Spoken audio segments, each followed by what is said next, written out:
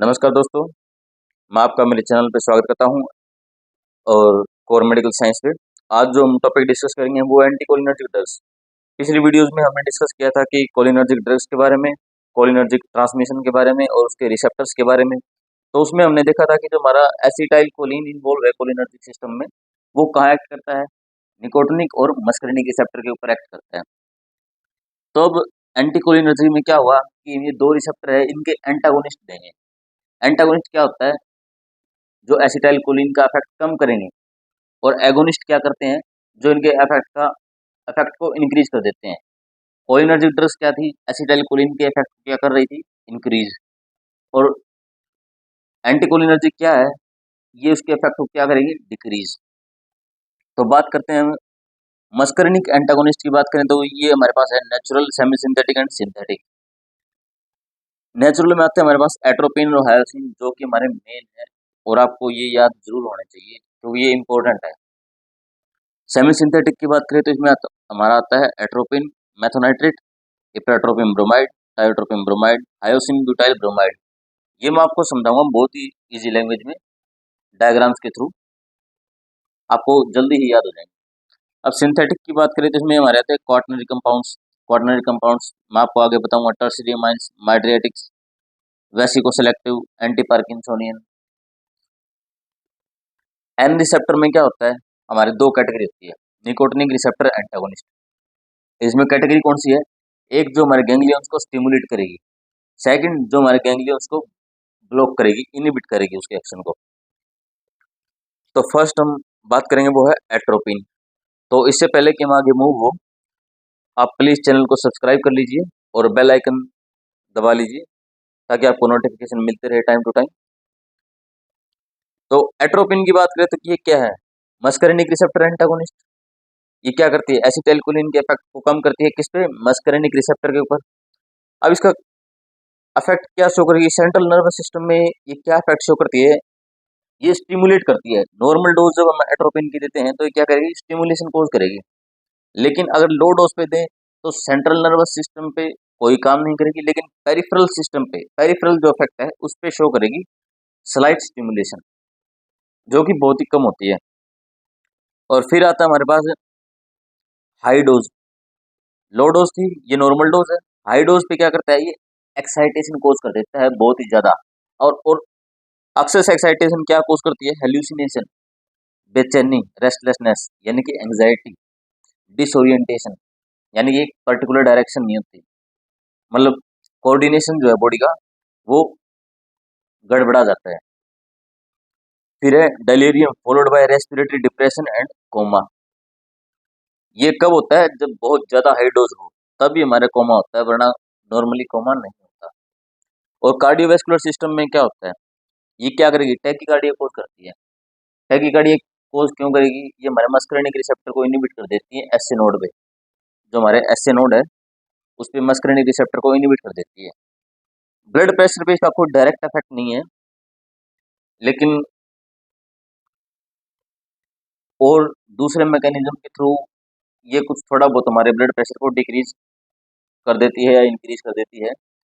अगर हम जैसे कि बात करें कि टैकीकार्डिया और vasomotor centre stimulated tend to rise blood pressure, ये क्या होता है, जब हमारा टैकीकार्डिया होगा तो क्या होगा, ब्लड प्रेशर इंक्रीज होता है। यानी टैकीकार्डिया क्या होता है, जहाँ हमारी हार्ट बीट क्या होती है, फास्ट।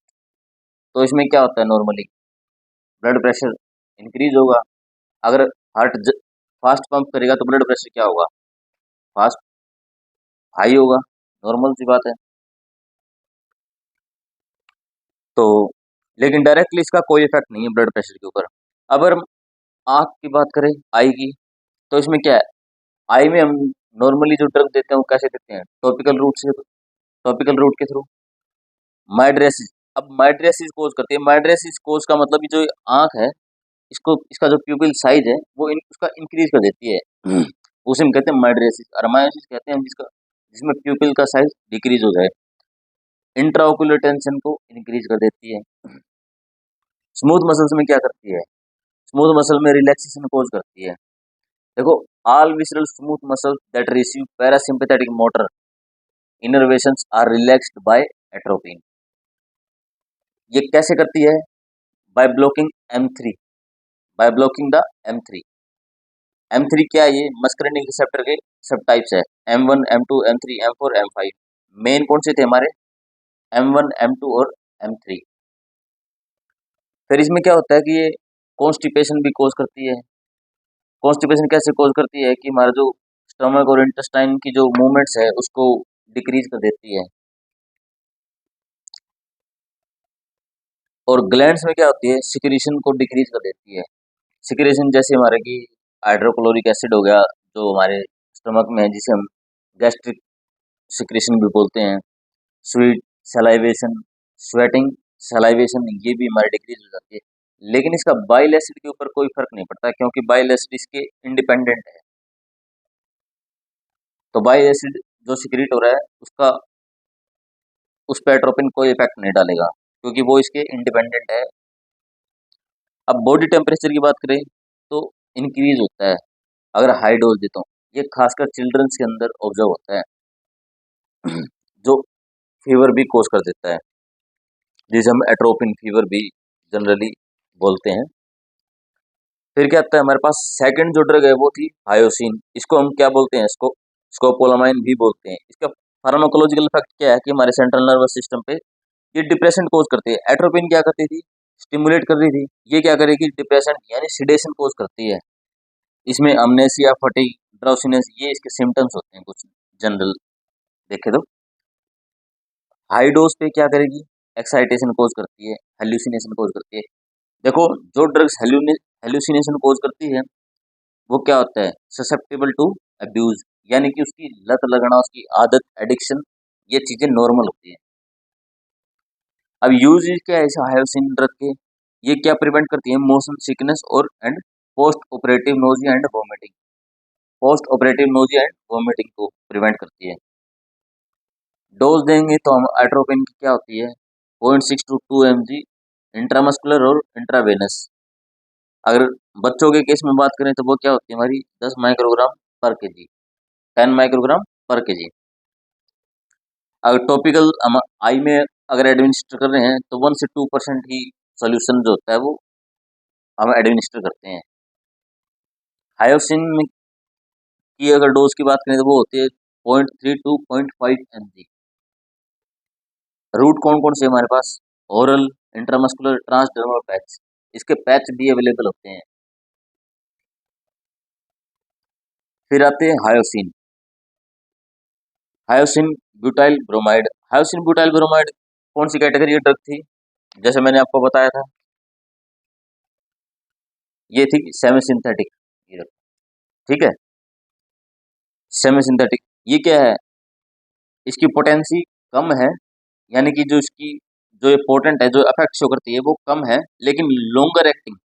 एट्रोपिन की कंपैरिजन में ये क्या है? लॉन्गर एक्टिंग है। Use for oesophageal and GI spastic conditions. ये स्पास्टिक कंडीशन क्या होती है? जहाँ स्पाज्म अकर होते हैं।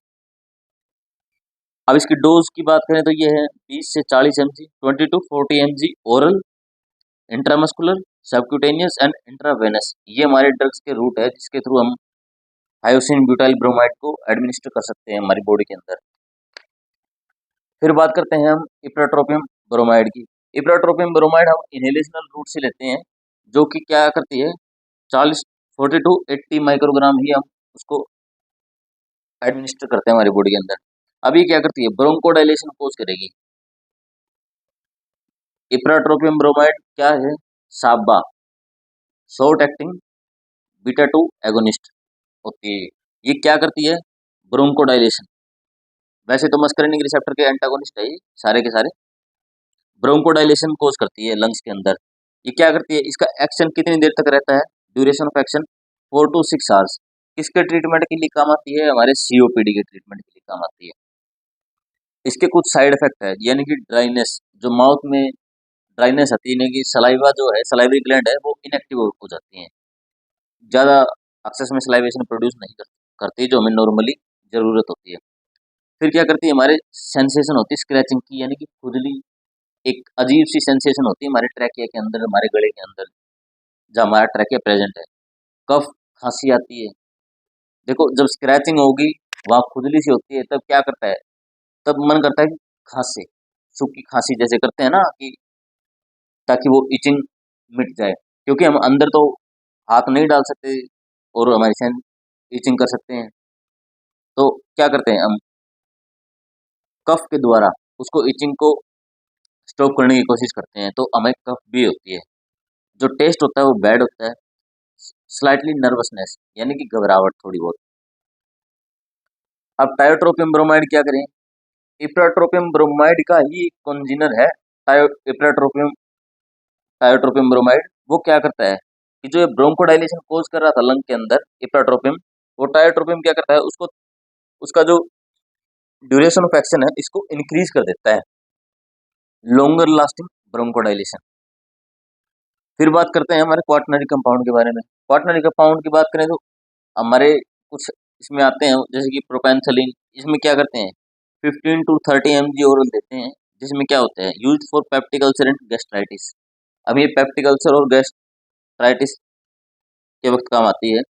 पेप्टिक अल्सर आपको पता है, जहाँ सोर्स क्रिएट हो जाते हैं। गैस्ट्राइटिस में क्या होता है, हमारा म्यूकस जो मेम्ब्रेन है, due to excess acid secretion, वो पोर्स क्रिएट होने लग जाते हैं, वो खुरदरी हो जाती है, यानी कि उसमें एक सोर्स बनते हैं। सोर्स यानी कि SORES, उसकी स्पेलिंग ध्यान दीजिएगा। फिर बात करते हैं हम ऑक्सीफेनोनियम की। ऑक्सीफेनोनियम भी हमारे पास कौन सी ड्रग है, क्वाटरनरी कंपाउंड है, जो कि 5 to 10 mg ओरल एडमिनिस्टर करते हैं। चिल्ड्रन के केस में ये होता है 3 to 5 mg। ये किसके लिए एडमिनिस्टर होती है, सेम पेप्टिक अल्सर और GI हाइपर मोटिलिटी के लिए। अब क्वाटरनरी कंपाउंड के कुछ और भी एग्जांपल्स हमारे पास। अब एक क्वाटरनरी कंपाउंड का एक नॉर्मली एक जनरल वे देखें तो क्या है कि जो ओरल एब्जॉर्प्शन है वो क्या है, 10 to 30% है, यानी कि जो एक ड्रग की ओरली जो ड्रग एब्जॉर्ब होती है वो 10 to 30% ही एब्जॉर्ब होती है, बाकी क्या होती है, वेस्ट, नॉर्मल है।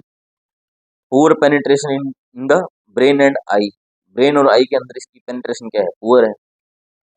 एलिमिनेशन क्या है इसका, ड्रग का, स्लोअर है। अगर एलिमिनेशन स्लो है तो ये ब्लड के अंदर जो इसकी प्लाज्मा कंसंट्रेशन है वो ज़्यादा रहेगी, तो ये लॉन्गर एक्टिंग होगी एट्रोपिन के मुकाबले।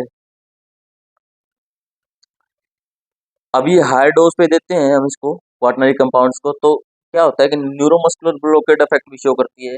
हल्का फुल्का निकोटिनिक रिसेप्टर को इनहिबिट करने का भी काम करते हैं ये। इसके एग्जांपल देखें और क्या थे, प्रोपेंथलिन, ऑक्सीफेनोनियम, ग्लाइकोपाइरोलेट, आइसोप्रोपामाइड, क्लिडीनियम। ये हमारे क्या है, क्वाटरनरी कंपाउंड्स है, ग्लाइकोपाइरोलेट, आइसोप्रोपामाइड, क्लिनिडियम। फिर हमारे जो आते हैं वो टर्शरी अमाइंस आते हैं। टर्शरी अमाइंस में हमने दो ड्रग ले रखी है, वो है डाइसाइक्लोमाइन और पायरेंजापिन। डाइसाइक्लोमाइन की बात करें तो 20 mg ओरल देते हैं या इंट्रामस्कुलर दे, दोनों ही रूट वैलिड है। इसमें क्या होता है, जो हमारे स्मूथ मसल्स के ऊपर जो एक्ट करता है वो रिलैक्सेशन कोज करता है, हमारे स्मूथ मसल्स को रिलैक्स करता है। एक्शन क्या कहाँ शो करता है अपना, M1 रिसेप्टर पे, M1 रिसेप्टर को इनहिबिट करता है ये। Anti spasmodic and anti emetic. देखो डाइसाइक्लोमिन आप जब एंटीमेटिक्स का चैप्टर पढ़ोगे तो उसमें भी पढ़ोगे और डिटेल में पढ़ोगे।